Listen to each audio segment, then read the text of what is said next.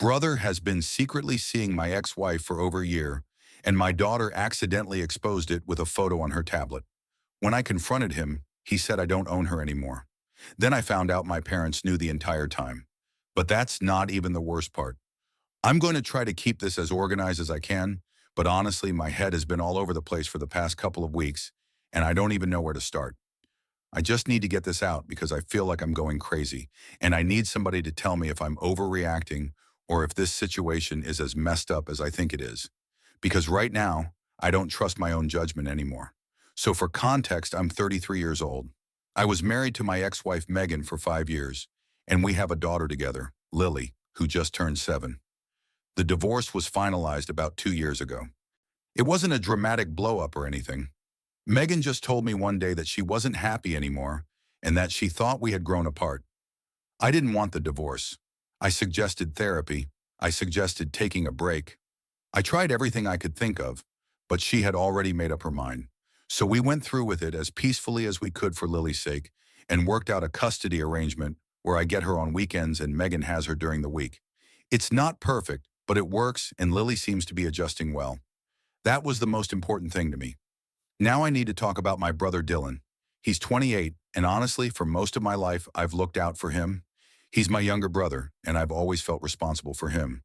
When he dropped out of college, I helped him get a job through one of my contacts. When he needed an apartment, I co-signed his lease because his credit was garbage.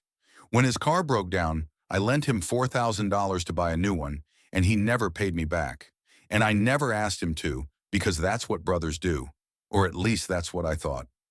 Dylan was even my best man at my wedding.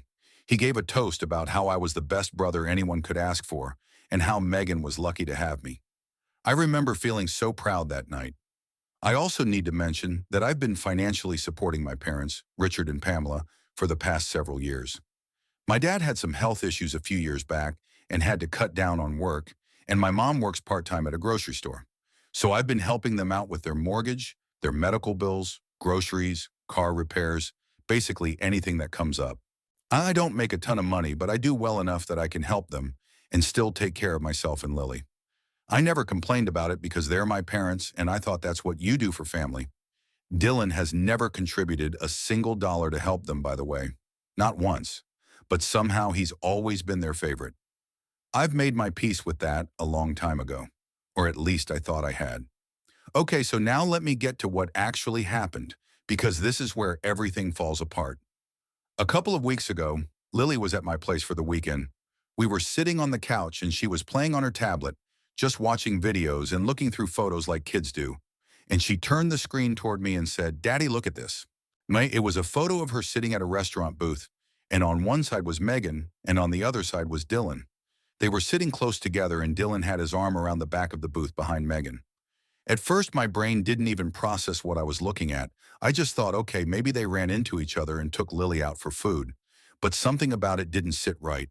So I asked Lily when that was taken, and she said, "Oh, that's when Uncle Dylan takes us out for dinner on Tuesdays." Tuesdays. That's a weekday. That means Dylan has been spending time at Megan's place during the week, regularly enough that my 7-year-old daughter talks about it casually, like it's a normal part of her routine. My stomach dropped, but I kept it together because I didn't want to freak Lily out. So I just smiled and said, "Oh, that's nice," and kept scrolling through the photos with her.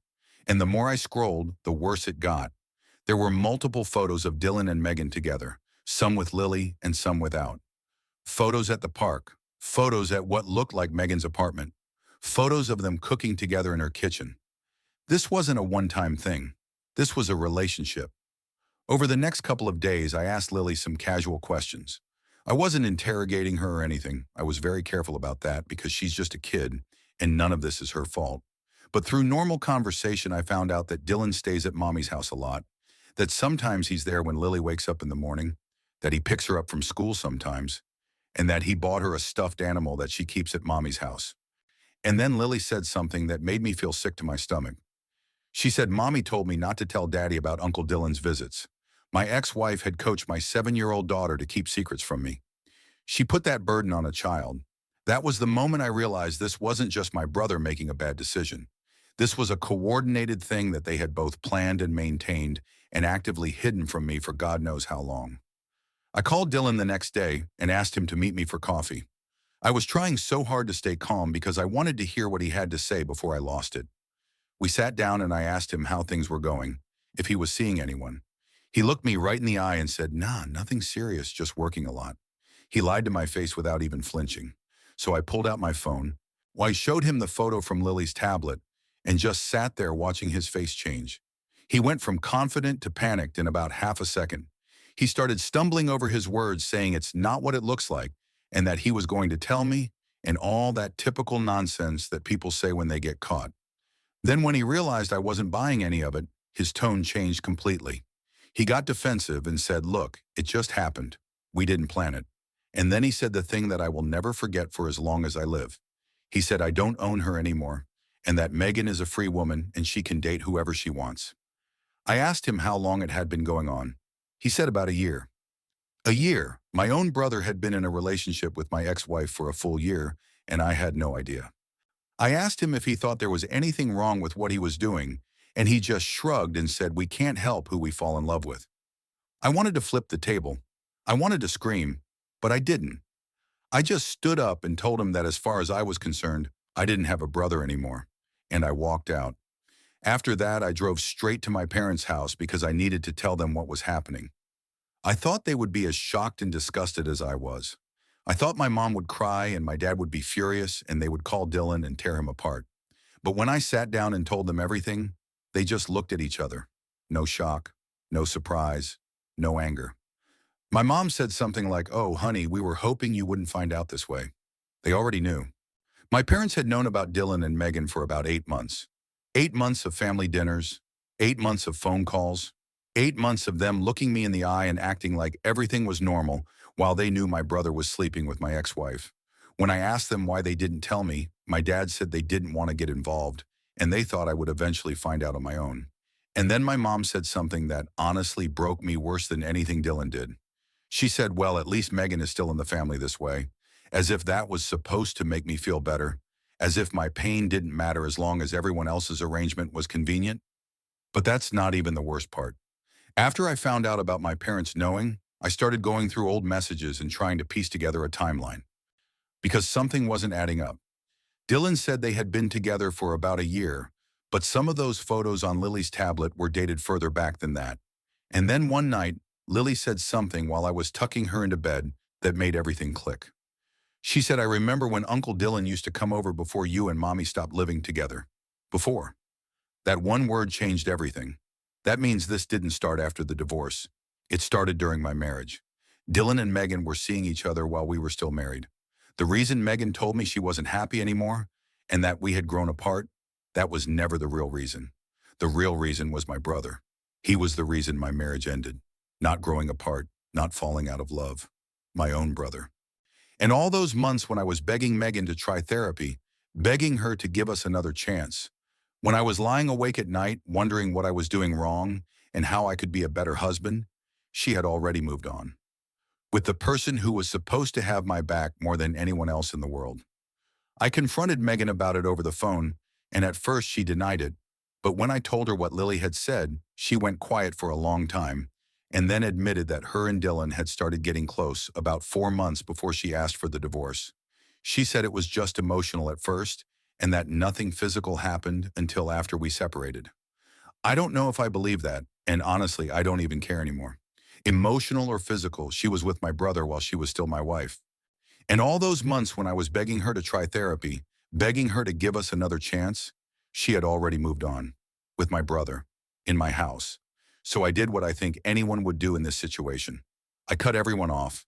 I stopped sending money to my parents. No more mortgage help, no more medical bills, no more groceries, no more car repairs. Everything. Gone. Overnight. I stopped responding to Dylan's texts. I told Megan that all communication between us going forward would be through our lawyers and only about Lily's custody arrangement. I know some people might think cutting off my parents financially was harsh, especially given my dad's health situation. And believe me, I've gone back and forth on it 100 times. There are nights when I lie in bed thinking about my dad and his bad heart and wondering if I'm making things worse for him. But then I remember that for 8 months, he knew my brother was with my ex-wife, and he chose to say nothing. He watched me come over for Sunday dinners and talk about how I was doing and how Lily was growing up. And the whole time he knew the truth and just sat there eating his food like everything was fine. They chose to protect Dylan over being honest with me. They sat there for 8 months watching me live my life like an idiot while they knew the truth. And they weren't just hiding it, they were apparently okay with it. My mom literally said she was glad Megan was staying in the family. I'm sorry, but I cannot financially support people who think that way about me. I just can't. And honestly, maybe it's time Dylan stepped up and helped them for once in his life, instead of always expecting me to carry everyone on my back. So AITA for cutting off my entire family after finding out my brother has been secretly dating my ex-wife, and everyone knew except me? Update 1. Hey everyone, so it's been about 3 weeks since my original post, and a lot has happened. First of all, thank you to everyone who commented and sent messages. I honestly did not expect that kind of response, and reading through your perspectives helped me a lot during a time when I was seriously doubting myself. So after I cut everyone off, things got messy fast. My parents tried calling me multiple times a day for the first week. My mom left voicemails crying and saying that I was punishing them for something that wasn't their fault and that they were just trying to keep the peace. My dad sent me a long text saying that he understood I was hurt, but that cutting off the money was going to put them in a very difficult position and that I needed to think about what I was doing. And honestly, that text made me angrier than anything else because even in his attempt to reach out, it was about the money. Not about the fact that his son was betrayed, not about how I was feeling, about the money. That told me everything I needed to know about where I stood with them. Dylan tried to reach out once. He sent me a text that said something like, I know you're upset, but can we talk about this like adults? I didn't respond. There is nothing he could say to me that would make any of this okay. He didn't just date my ex-wife. He was seeing her while we were still married. He stood there as my best man and gave a toast about what a great brother I was, and at some point after that, he decided that my wife was fair game. I don't have words for that level of betrayal, and I'm not going to sit across from him at a coffee shop and pretend like a conversation is going to fix it. Now here's where things got really complicated. After I told Megan that all communication would go through lawyers, she started getting difficult with the custody arrangement. She canceled 2 of my weekends in a row, saying Lily was sick the first time and that she had plans the second time. I knew exactly what she was doing. She was using Lily as leverage to punish me for cutting everyone off.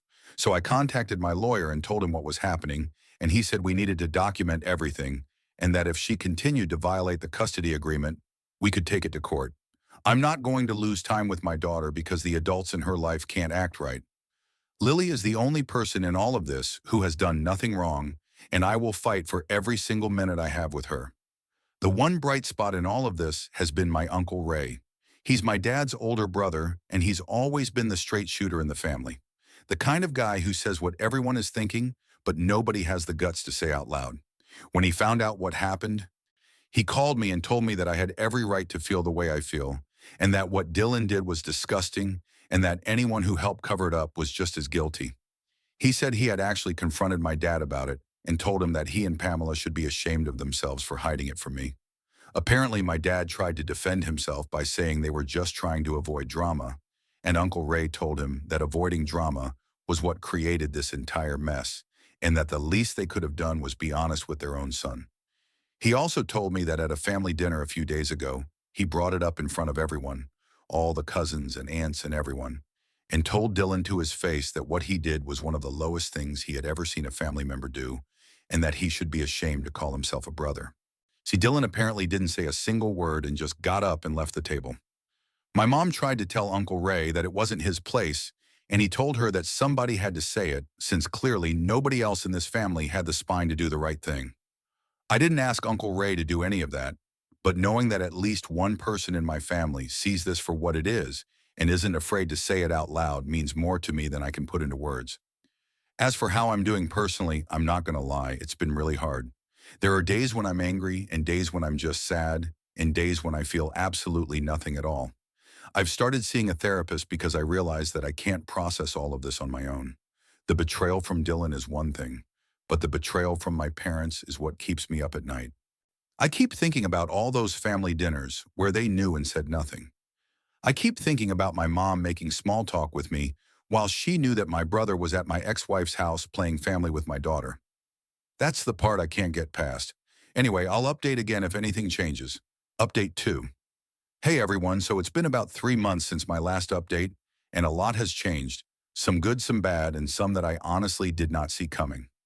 First, the custody situation.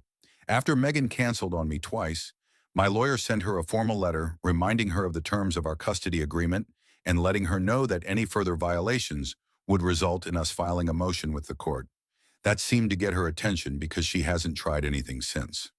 I've been getting Lily on my weekends without any issues, and honestly, those weekends are what keep me going right now. Lily is the best thing in my life, and every time I see her, I'm reminded of why I need to keep it together. Now my parents. This is the part that's been the hardest. After I stopped sending them money, things apparently got tight for them pretty quickly. They didn't realize just how much I was contributing until it stopped. My mom called me about a month ago, and for the first time she actually apologized. Not the fake apology she had been giving before, where she would say things like, "I'm sorry you feel that way."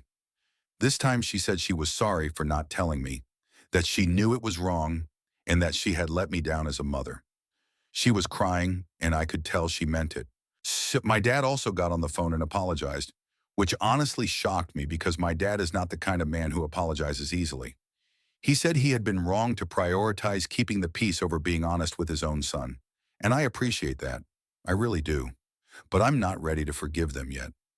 I told them that the apology means something to me, but that it doesn't undo the 8 months of lying, and it doesn't undo the fact that their first instinct was to protect Dylan and not me. I told them I needed time and space, and that I couldn't promise anything about when or if things would go back to how they were. My mom was upset, but she said she understood. My dad just said, "Okay, son." And that was it. I haven't spoken to them since, and I don't know when I will. Uncle Ray told me he thinks I'm handling it the right way and that they need to sit with what they did for a while before I let them back in. Now here's the part I did not see coming. About 2 weeks ago, I got a call from Dylan. I almost didn't answer, but something told me to pick up. And honestly, I'm glad I did because what he told me was almost poetic in how perfectly karma worked out. Apparently, Megan had found messages on Dylan's phone from another woman. He had been talking to some girl he met online for the past couple of months, and Megan caught him.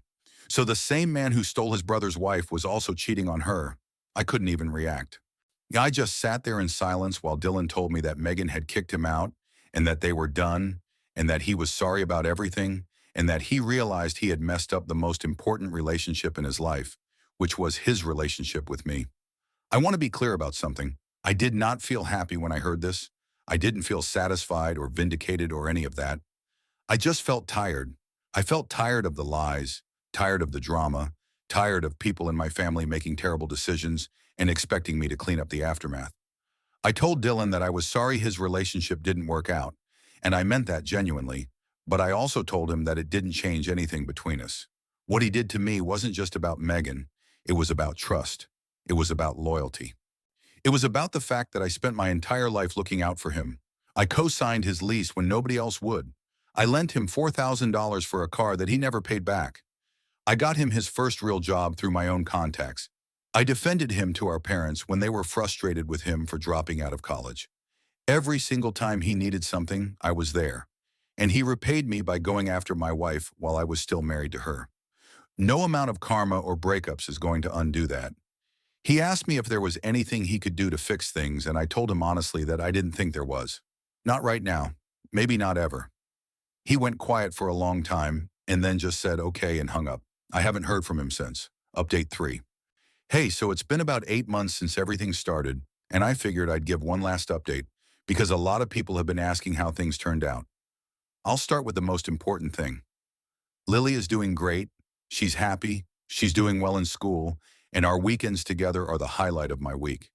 Every Friday when I pick her up, she runs to the car with the biggest smile on her face, and honestly, that alone makes everything worth it. A couple of months ago, she said something to me while I was putting her to bed that I don't think I'll ever forget. She said, "Daddy, I'm sorry I didn't tell you about Uncle Dylan sooner. I almost lost it right there." My throat tightened up, and I had to take a breath before I could even respond. I pulled her close and told her that none of this was her fault and that she should never ever feel like she did something wrong. I told her that it's not a kid's job to fix grown-up problems and that mommy should never have asked her to keep a secret like that. I told her that she is the best thing that has ever happened to me and that no matter what happens with anyone else, I will always be there for her. She hugged me and said, "Okay, Daddy, I love you," and went to sleep. I sat in the hallway outside her room for about 20 minutes, just trying to hold it together, because hearing my 7-year-old daughter apologize for something that was never her fault in the first place was probably the most painful moment in this entire situation. That little girl is the reason I get up every morning, and I will spend the rest of my life making sure she never has to carry the weight of anyone else's mistakes. My parents are struggling, but they're managing. From what Uncle Ray tells me, they've had to cut back on a lot of things, and my dad picked up some extra hours at work, even though his health isn't great. Part of me feels guilty about that. I'm not going to pretend I don't. But then I remember that I spent years being the one who held everyone up financially while my brother contributed nothing and got all the praise, and my parents hid the worst kind of secret from me. I'm not their retirement plan. I'm their son. And if they can't treat me like one, then I can't treat them like a responsibility. They haven't reached out again since that last phone call, and neither have I. I don't know what the future looks like with them. Maybe one day we'll talk again. Maybe not. I'm not going to force it either way. Dylan is apparently not doing well. After Megan kicked him out, he moved into a friend's apartment, and from what I've heard, he's been kind of lost. He doesn't have a stable job right now, and the girl he was talking to online didn't work out either. I don't feel good about it, and I don't feel bad about it. I just feel nothing. He was my brother, and I loved him more than he will probably ever understand, but he threw that away for something that didn't even last. And the worst part is, I don't even think he fully understands what he lost. He thinks he lost a relationship with Megan, but what he actually lost was a brother who would have done anything for him, and he's never going to get that back. As for Megan, and we communicate strictly through our lawyers about Lily, and that's it. She tried to call me once a few weeks ago, I'm assuming to talk about what happened with Dylan, but I didn't answer. I have nothing to say to her. Whatever she's going through is between her and herself. The only thing I care about when it comes to Megan is that Lily is safe, healthy, and happy in her care. And as far as I can tell, she is. So that's enough for me. Uncle Ray has been incredible through all of this. He checks in on me regularly, he comes over for dinner sometimes, and he's been a better father figure to me in the past 8 months than my actual father has been in years. Last week, he told me something that really stuck with me. He said that the measure of a man is not how he acts when everything is going well, it's how he acts when everything falls apart. And I think I've held it together pretty well, all things considered. I'm not the same person I was 8 months ago. I'm more guarded, I trust people less, and there's a part of me that still hurts every single day. But I'm also stronger. I know what I'm worth now in a way that I didn't before. I know that I don't have to set myself on fire to keep other people warm. I know that loyalty is only as valuable as the person you give it to. And I know that the one relationship in my life that truly matters, the one with my daughter, is something that no one can take from me. My therapist told me the other day that healing is not a straight line, and I think she's right. There are good days and days where I don't feel much of anything. But overall, I'm moving forward. I have my daughter, I have Uncle Ray, I have a few good friends who have been there for me, and I have myself. And for the first time in a long time, I think that's enough. Thank you to everyone who supported me through this. It really means more than you know. This will probably be my last update. Take care of yourselves.